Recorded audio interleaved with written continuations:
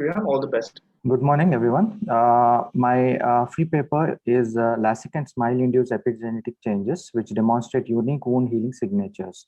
I have no financial interest. Now, as everyone knows, there's a constant debate between SMILE versus LASIK in terms of clinical outcomes like visual acuity. Both short-term, long-term, and randomized control studies have been proven, but yet it's not concrete. They have shown similar outcomes. The other things like dry eye symptoms and loss of corneal sensitivity still have varied results. And though SMILE is objectively more superior than FS LASIK, it shows a subjective superiority. The patients feel much better, but it's not objectively proven. Now, coming to the corneal sensitivity, though there's an anatomic variation between both the procedures, long-term changes have shown that there is there's no loss of corneal sensitivity. Now, biomechanically, yes, we have also done studies, and it was comparable to the other studies where there was similar or superior biomechanics of SMILE over LASIK. But again, the void still exists when we see a case of ectasia. So ectasia can be answered by studying molecular markers, but again, there's not enough evidence.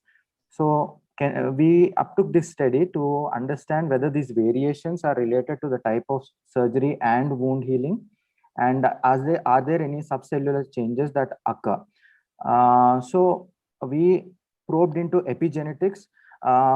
And why epigenetics? So there were multiple studies on other eye diseases in epigenetics. So what is epigenetics? Epigenetics is basically how your behavior or your environment causes a change in your genes and also thereby altering the gene expression. So in common eye diseases like cataract, glaucoma, and diabetic retinopathy, it was shown that epigenetics does play a role, and there was DNA hypermethylation or hypomethylation. Now, there are multiple mechanisms through which epigenetics functions, and one of the main ones is methylation. So we try to answer by conducting this study whether the variations between both the procedures can be answered through epigenetics. We conducted a prospective observational case control study, and 20 donor globe eyes were obtained. 8 underwent LASIK and 8 underwent SMILE. And we compared the results by understanding the differentially methylated sites and identifying the CPG levels. P-value using false discovery rate was obtained, and gene ontology analysis was performed. Now, a little overview of the methods. 19 donor globes were taken. 8 had underwent SMILE, 8 had underwent LASIK, and 3 were in control group. Now, after the procedure, the eyes were incubated in DMEM, that is Delbeco modified Eagles medium, for 2 weeks and for 3 days and 2 weeks, and so were the controls. Then we extracted the DNA from the stroma and analyzed them through methylome sequencing by Illumina methylation array. Now, coming to the results, the methylation occurs generally at the CPG sites, wherein it is divided into CPG islands, CPG shelves, and CPG shores.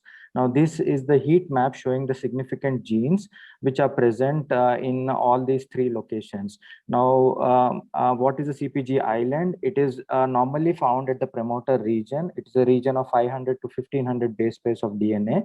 And the CPG shores and CPG cells are located based on the number of kilo base pairs. So the CPG shelf is around 4 kilo base pairs, and CPG shore is around 2 kilo base pairs.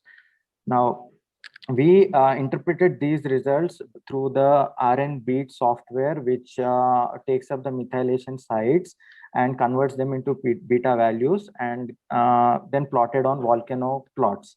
So what you're seeing is 3 days, that is the immediate phase, and the center one is the insignificant genes, while the ones on the right and the left, which have the blue and the red, are the ones which are significant. Now, the blue shows that they are hypomethylated, and the red one shows that they are hypermethylated. Now, what does hypo and hypermethylated mean? I'll just talk to you in a few seconds. So based on the analysis, we had found these 4 genes: KAZN, HLAC, MUC4, and called 24A1.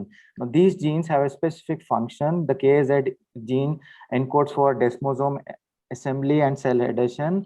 HLA-C, as everyone knows, plays an important role in the immune system, part of the HLA class 1. And MUC4 has been shown to be encoding a protein that causes epithelial cell proliferation and differentiation, and also a contribution to extracellular matrix configuration. COL24A is for collagen biosynthesis and assembly of collagen fibrils. Now, in our study, the hypomethylation means turning the gene on or not altering the gene expression.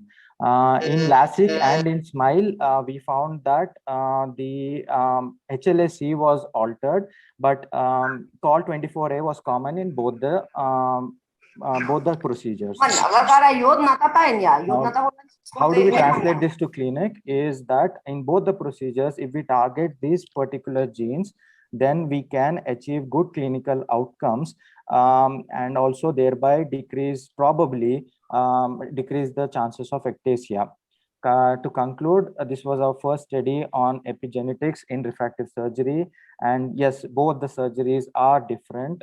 And refractive surgeries do cause hypomethylation and hypermethylation. Now, how do we get it at a clinical level is there is development of genetic kits. And through this study, we can probably target or localize the gene and also lead to better surgical outcomes. Thank you. Thank you very much for such a good study. You have little overshooted your time, but it's okay. Questions from the chairpersons, please.